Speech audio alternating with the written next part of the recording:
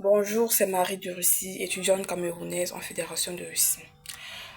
Normalement, j'avais déjà fait cette vidéo aussi, j'avais déjà mise en ligne, mais après j'ai été obligée de la supprimer. Bon, j'ai pas que j'étais obligée, mais j'ai préféré la supprimer et je vous dirai pourquoi j'ai supprimé ça à la fin de la vidéo. Mais le sujet de la vidéo sera le même. On va toujours parler des villes ici en Russie.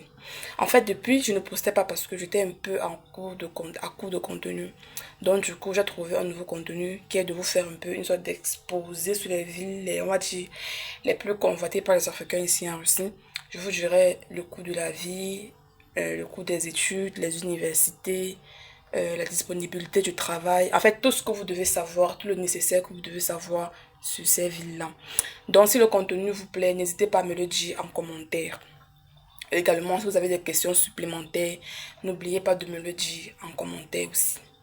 Donc, on va commencer aujourd'hui avec la ville de Stavropol. Stavropol, c'est une ville située dans le sud de la Russie, dans la région du Kraï. Ce n'est pas une métropole, c'est-à-dire que ce n'est pas une très grande ville, mais ce n'est pas non plus une si petite ville. On va dire que c'est une ville en matière de superficie, on va dire que c'est une ville moyenne, parce qu'elle n'est pas très grande, parce qu'elle n'est pas une métropole, elle n'est pas non plus très petite. Donc on va dire qu'en matière de superficie, elle est moyenne. Maintenant, en ce qui concerne le coût de la vie, comparé aux grandes villes, la vie ne coûte pas cher à Stavropol. On peut même dire que la vie ne coûte pas cher. C'est-à-dire que vous n'aurez pas besoin de dépenser. Si vous allez là-bas, vous n'aurez pas besoin de dépenser des sommes extravagantes pour vous nourrir, pour vous déplacer. Donc, pour une personne qui cherche une ville où il ne va pas beaucoup dépenser son argent pour ces choses-là, vraiment, vous pouvez peut-être envisager d'aller à Stavropol. Maintenant, sur le plan social, il y a une très forte communauté africaine de ce côté. Il y a beaucoup d'Africains là-bas. Je pense même que c'est l'une des villes les plus peuplées par les Africains ici en Russie. Il y a beaucoup d'Africains. Ceci est un avantage comme c'est un inconvénient. Pourquoi? Bon, comme avantage, on va dire que c'est un avantage parce que si vous avez un problème là-bas, avec peut-être les Russes, la communauté blanche, vous aurez du soutien, vous ne serez pas abandonné à vous-même, vous aurez une communauté qui va vous soutenir, qui va vous aider également. C'est aussi un avantage parce que on va dire, le racisme ne sera pas très intense comme dans les villes où il n'y a pas de noirs du tout. C'est-à-dire que ça ne veut pas dire qu'il n'y a pas de racisme là-bas, déjà qu'il n'y a pas vraiment de racisme en Russie. Il y en a, mais pas beaucoup. Mais on va dire que là où il y a de fortes communautés noires, les blancs sont habitués à voir les noirs. Donc du coup, ils n'auront pas trop des réactions extravagantes lorsqu'ils vous verront. Et également, c'est un avantage parce que lorsque vous arrivez et que vous avez besoin peut-être par exemple de trouver du travail, vous ne maîtrisez pas forcément la langue, vous aurez besoin d'un ancien qui vit là-bas, qui maîtrise la langue et qui va vous aider à trouver du travail.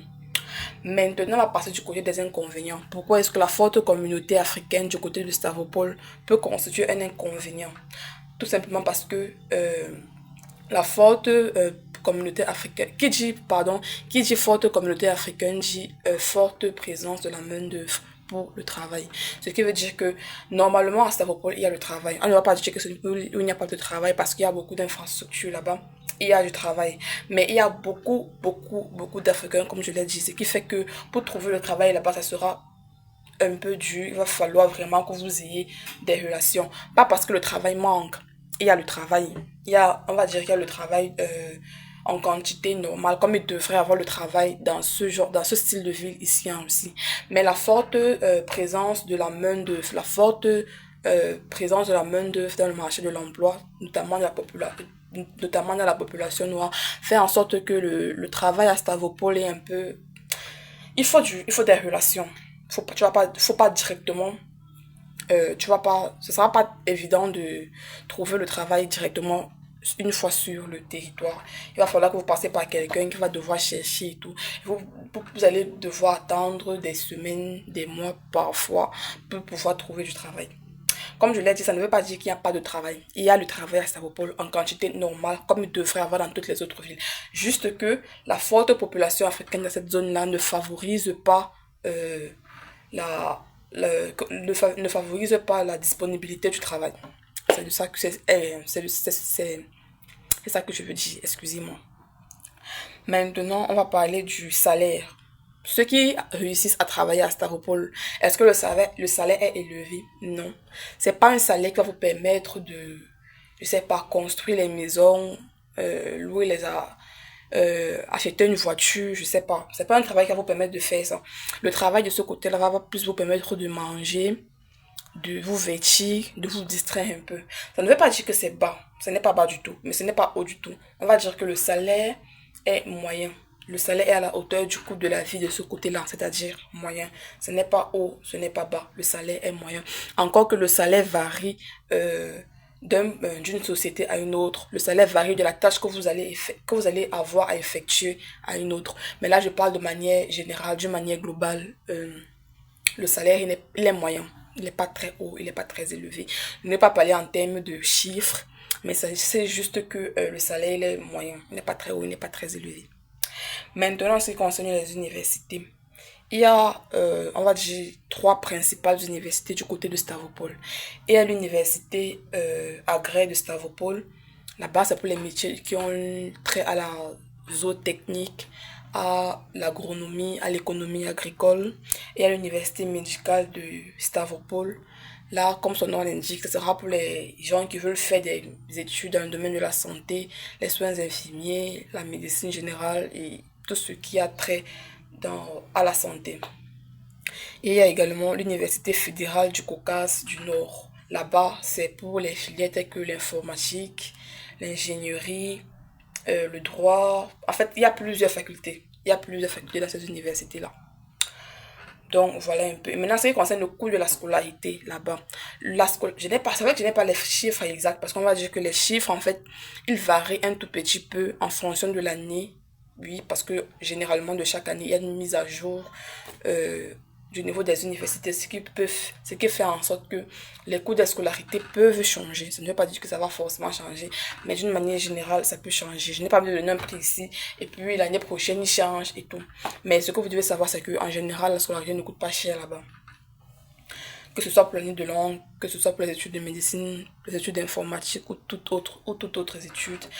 La scolarité ne coûte pas cher là-bas comparé aux grandes villes, comparé aux métropoles et tout. La scolarité, vraiment, on peut dire que ce n'est pas très cher. C'est abordable, on va dire, au moyen d'une personne moyenne. Ce n'est pas très haut, mais ce n'est pas très bas non plus. La scolarité est moyenne. Voilà. Donc maintenant, on va revenir sur un point. Pourquoi j'ai effacé la précédente vidéo? Parce que oui, je l'ai effacée. Parce que tout simplement, j'ai eu des points où je ne me suis pas très bien exprimée, où je n'ai pas très bien expliqué ce que je voulais dire. Et il y a des gens qui me l'ont fait savoir en commentaire. Donc je voulais mettre les choses au clair, notamment sur les universités. Sur les universités disponibles à Stavropol, j'ai dit qu'il y avait l'université d'État de Stavropol et à ce qu'il paraît, c'est devenu l'université du Caucase du Nord. Je tiens à remercier cette personne qui va sûrement voir cette vidéo pour l'information. En ce qui concerne le travail, je crois va bien expliquer. Il y a le travail à Stavropol comme il devrait avoir dans toutes les villes, mais le problème c'est la forte présence africaine qui augmente la disponibilité de la main-d'œuvre et qui réduit donc les chances de trouver un travail là-bas. Donc pour toutes les personnes qui voudraient aller à Stavropol, vraiment si tu cherches une ville où tu vas vite trouver le travail, c'est pas une ville pour toi. Parce que tu vas galérer, tu peux galérer, tout comme tu peux ne pas galérer. Ça dépend des relations. C'est pour ça qu'il faut également passer par les bonnes personnes pour faire vos procédures. Ça dépend des relations. Tu peux arriver, tu commences à travailler et tu dépasses une personne qui est là depuis des mois et qui n'arrive pas à travailler. Mais comme je l'ai dit, d'une manière générale, trouver le travail là-bas, ça ne sera pas facile. Donc, pardonnez mon erreur et merci de m'avoir suivi jusqu'ici. Et j'allais oublier, si vous avez besoin d'un accompagnement pour venir poursuivre vos études en Russie, que ce soit à Stavropol ou dans toute autre ville, je vais laisser mon contact en description de la vidéo pour que vous puissiez venir vers moi et que je puisse vous être le plus utile possible tout au long de votre procédure et même après votre arrivée ici en Russie. Merci.